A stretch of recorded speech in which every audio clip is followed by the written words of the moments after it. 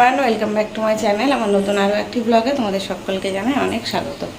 আজকে হচ্ছে বৃহস্পতিবার। এখন সকালবেলা ঘুম থেকে উঠেই মুখ ধুয়ে ফ্রেশ হয়ে চলে আসলাম রান্নাঘরে। এখানে আমার জন্য চা বসিয়েছি, লিকার চা, আর বাবাই বলছে পাস্তা খাবে, তাই একটু পাস্তা বসালাম। সেদ্ধ করতে বসিয়েছি, আমি চাটা খেয়ে তবে রান্না করবো, পাস্তাটা ভাজবো, সেদ্ধ করে রেখে দিই। সেদ্ধ করে জল ঝরাতে তো একটু ঠান্ডা হতে সময় লাগে। আর এখনও সকালের কোনো কাজই হয়নি। মা সকালবেলা 6টার সময় উঠে চলে গেছে বাড়িতে। কালকে ঠাকুরের ফুল এনে দিয়ে গেছিলো, বৃহস্পতিবারের ফুল, তো পুজো দেবো ভাবছি। চাটা খেয়েই আজকে রান্না বসিয়ে দেবো। সকাল সকাল রান্না ঠান্না করে স্নান করে একেবারে পুজো দিয়ে নেবো। মাছটা ফ্রিজ থেকে বের করে রাখলাম। আজকে চিংড়ি মাছটা রান্না করবো।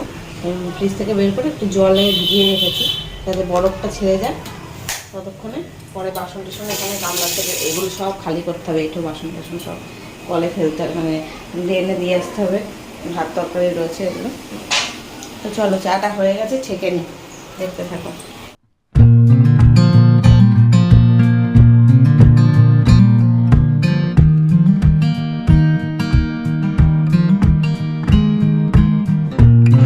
কালকে মা এসেছিলো সন্ধেবেলায়, আমার জন্য রুটি নিয়ে এসেছিলো। তো সন্ধেবেলা করে আর রুটি খাওয়া হয় না, পরের দিন সকালবেলা খাওয়ার জন্যই রেখে দিই। হ্যাঁ, কালকে খেয়েছিলাম পাউরুটি দিয়ে সন্ধেবেলা চা খেতে ভালো লাগে, আর আটা রুটি দিয়ে সকালবেলা। আমি আবার রুটি না সেকে খেতে পারি না। দেখবে বাসি রুটি একটু গরমে মানে আগুনে সেকে নিলে না কড়মড়ের মতন পাঁপড়ের মতো ভাব হয়ে যায় না, সেটা খেতে আমার দারুণ লাগে।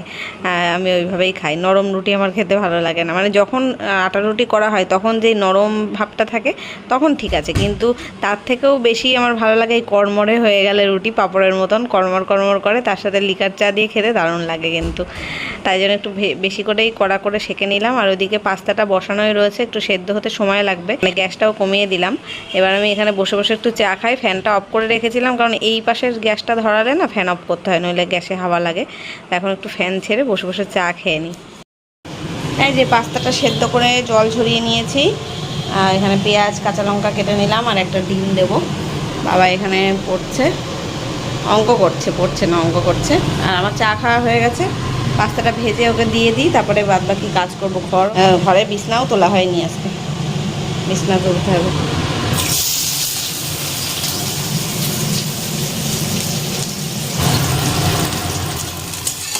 এই যে হয়ে গেছে পাস্তাটা।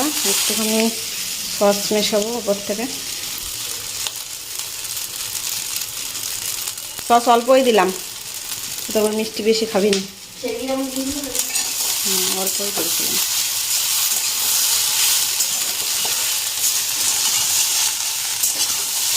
বেশি করেই বানিয়ে রাখলাম, ও তাহলে বিকেলেও খেতে পারবে। বিকেলে একটু গরম করে দেবো, খেতে পারবে।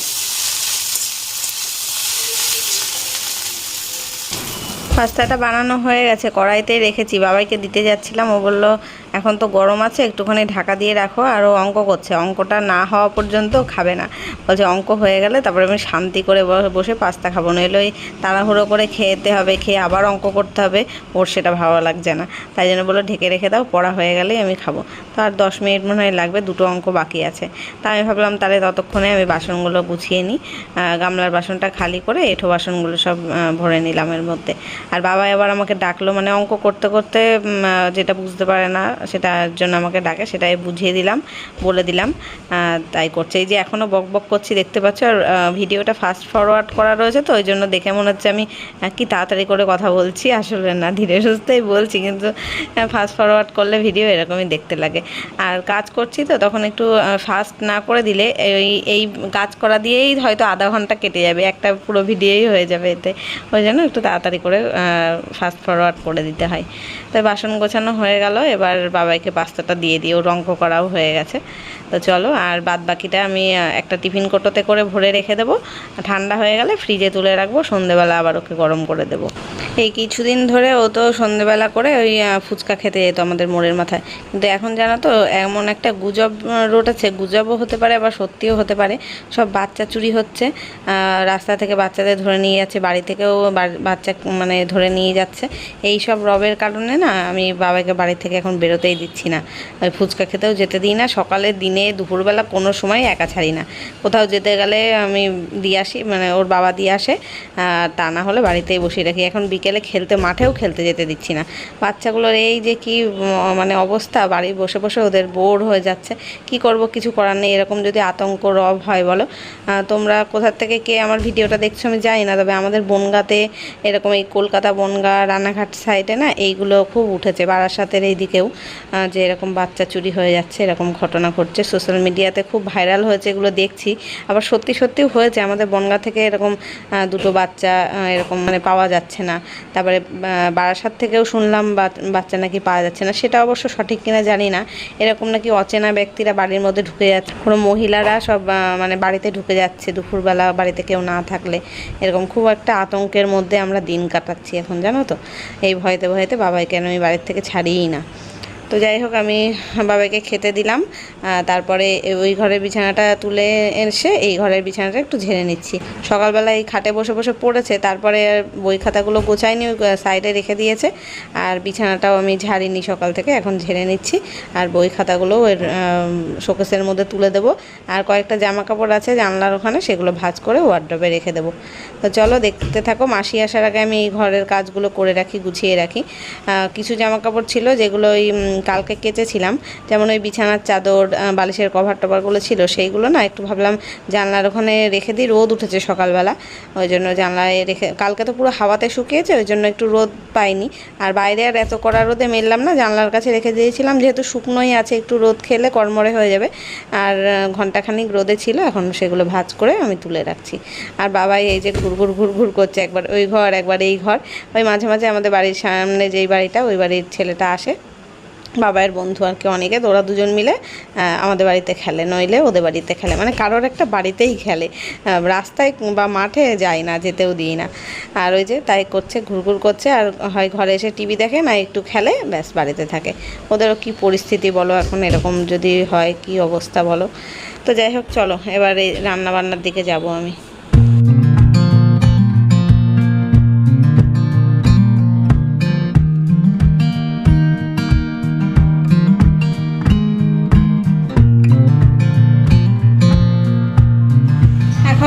বিছনা টিছনা তুলে এসে রান্নার জোগাড় করে নিলাম।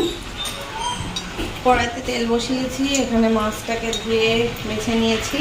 পেঁয়াজ, টমেটো কুচি করে রাখলাম, দুটো কাঁচা লঙ্কা দিয়েছি, দেবো আর কি। আদা রসুনের পেস্ট ফ্রিজ থেকে বের করলাম। আর এই যে মাছটাকে একদম, ওর বাবাই আবার এই খোসা শুদ্ধ মাছ পছন্দ করে না, ওই জন্য পুরো খোসা ছাড়িয়ে ফেলেছি। যদিও কলদা চিংড়িতে খোসা থাকে, কিন্তু এটা তো অতটা বড় চিংড়ি না, ছোট চিংড়ি, ওই জন্য খোসা ছাড়িয়ে দিলাম। আর একটু দই রেখেছি, দইটা ফাটাতে হবে, ফেটিয়ে দেবো। আর গোটা গরম মশলা ফোড়নে দেবো, মানে যা যা লাগবে সব বের করে রেখেছি। এখন সবার আগে মাছটাকে ভেজে নিই। আজকে না আর কিছু রান্না করবো না, শুধু ভাত আর এই চিংড়ি মাছের তরকারিটাই করবো, আর কিছু করবো না। আমাদের দুজনের জন্য আর কিছু লাগবে না। আর ফ্রিজে এখনও কিছু তরকারি রয়েছে, কালকে ওই বাড়ি দিদিভাইরা দিয়েছিল পুঁই শাক, তারপরে ওলের ডাঁটার তরকারি, সেই সব দিয়ে আমি খেয়ে নেবো। আর বাবাই শুধু এই চিংড়ি মাছের তরকারিটা হলেই হয়ে যাবে। দুজন মানুষের জন্য আর গাদাখানিক রান্না করতে ইচ্ছা করে না। তো চলো আগে এটা মাছের তরকারিটা হয়ে গেলে লাস্টে ভাত বসাবো, ভাতটা তাহলে গরম গরম থাকবে।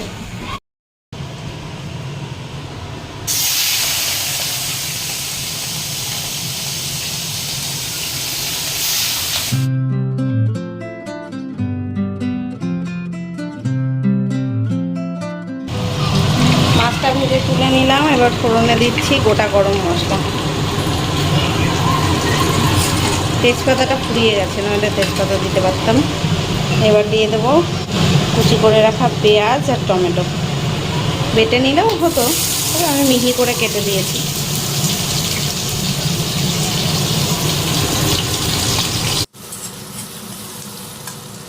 পেঁয়াজটা একটু ভাজা ভাজা হয়ে গেছে, এবার দিয়ে দিচ্ছি কুচি করে রাখা টমেটো।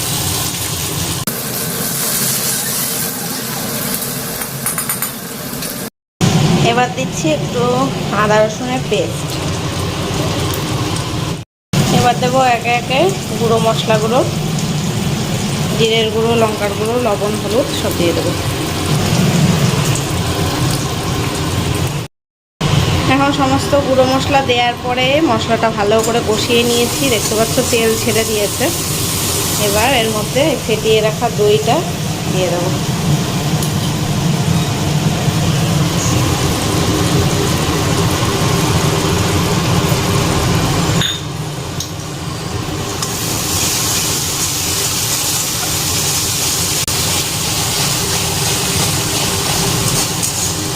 এবার দিচ্ছি সামান্য একটুখানি চিনি, একটু মিষ্টি মিষ্টি ভাব হবে, যেমন মালাইকারি হয় মিষ্টি মিষ্টি সেরকম হবে, তো ওই জন্য একটু চিনি দিলাম।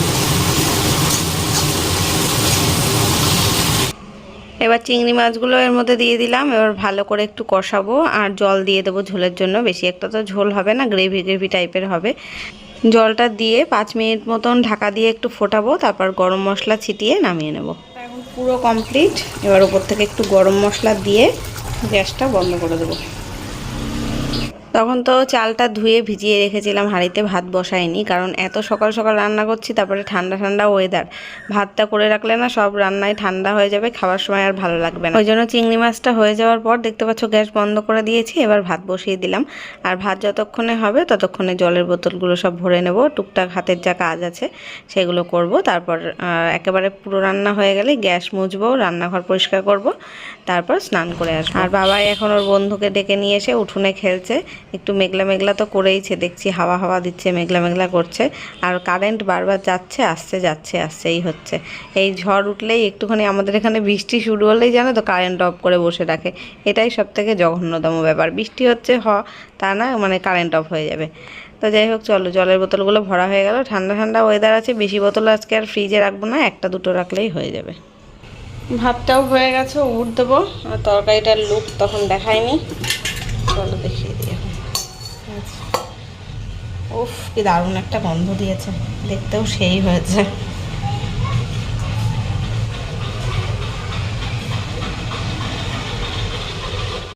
হঠাৎ করে কি মেঘলা করে এসছে, 12:30 বাজে, মেঘলা করে হাওয়া উঠেছে, বৃষ্টি আসবে মনে হচ্ছে। পুরো অন্ধকার, এদিকে কারেন্টও অফ হয়ে গেছে। বাইরে দারুণ সুন্দর হাওয়া দিচ্ছে। আর বাবাই চলে গেছে খেলতে, উঠোনে ফুটবল খেলছে। উফ, জানলার কাছে বসে থাকতে কি ভালো লাগছে। স্নান করতে যাবো এখন, স্নান করে পুজো দেবো। ঠাকুরের বাসন মেজে নিলাম। দেখো কি সুন্দর হাওয়া দিচ্ছে বাইরে। বাবা আর বন্ধু ফুটবল খেলা শুরু করে দিয়েছে। ঘরের ভিতরে তাকালে পুরো অন্ধকার। যা ফেললি তো বলটা বাইরে, এবার আনবি কি করে?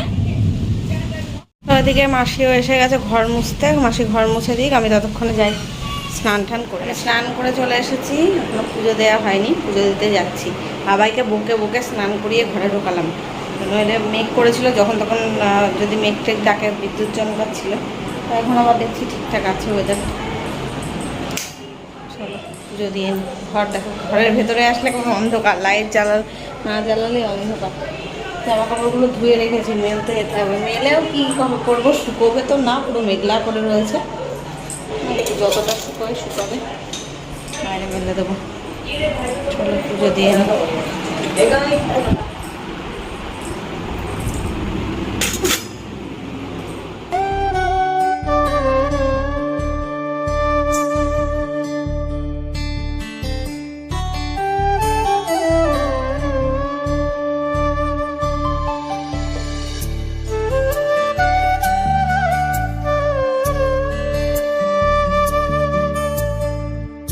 ইভিনিং এভরিওয়ান, এখন সন্ধে 7টা বাজে। আর মা এসেছে, মা বাড়িতে মুড়ি ঘন্ট ডাল রান্না করেছিল, তাই নিয়ে এসছে বাবার জন্য।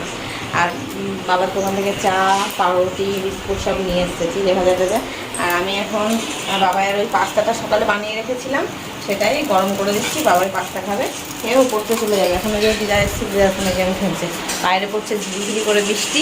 আর এখন খাবো আমরা গরম গরম চা। আমি ঘুম থেকে উঠে চোখ মুখেও ধুইনি, মা সন্ধে দিয়ে দিল আজকে। আর এখন পাস্তাটা গরম করে গিয়ে আমি একটু চোখে মুখে জল দেবো, তারপরে ওকে পড়তে পাঠাবো, তারপরে চাটা গরম করে আমি আমার খাবো।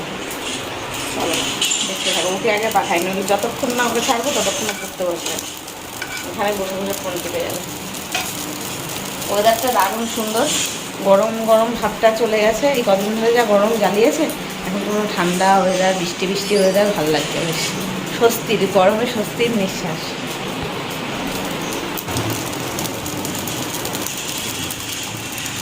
একটা কাপের মধ্যে রাখো, ওইটার মধ্যে ছেঁকে নেবো যাতে।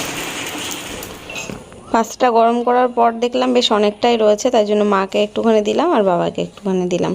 যাই আমি এখন মুখ টুক ধুয়ে নিই, তারপরে চা খাবো। এই যে এবার চা খেতেও বসলাম। এটা একটু সময় পরে, প্রায় 15-20 মিনিট পরে চা গরম করলাম। চা আর বিস্কুট খেয়ে নিই, পরে আসছি, দেখতে থাকো। এখন বাজে 9:45। বাবার পড়া শেষ হলো, ওর এত তেষ্টা পেয়ে গেছে, রুটি খেলো 1 গ্লাস, আর আমি বসে বসে নেল পালিশ করলাম। এই দুটো নিয়ে এসেছিলাম, কিন্তু পরলাম এই লালটাই। লালটা বেশ ভালো লেগেছে কালারটা। এখন যাই, আমার কোমর ব্যথা হয়ে গেছে, এখানে বসে বসে পড়াচ্ছিলাম বাবাইকে, কোমর একদম ব্যথা হয়ে গেছে। তো চলো আমি একটু ঘরে গিয়ে রেস্ট নিই। আর ভাত টাত কিছু করতে হবে না, আছে ভাত, আর তরকারি আছে, ওই খাওয়া হয়ে যাবে। দই ঠই রয়েছে, ওই দিয়ে খাওয়া হয়ে যাবে। মাছের তরকারি আছে, আর মা আবার মুড়ি ঘন্ট ডাল নিয়ে এসছে। তো চলো, আমি কারেন্ট চলে গেছিলো ওই জন্য না, এই চার্জ দিয়েছি। চলো আমি ভিডিওটা এখানেই শেষ করে দিই। দেখা হবে কালকে নতুন ব্লগের সাথে। ততক্ষণ সবাই খুব ভালো থেকো, সুস্থ থেকো। আজকের মতো টাটা, গুড নাইট।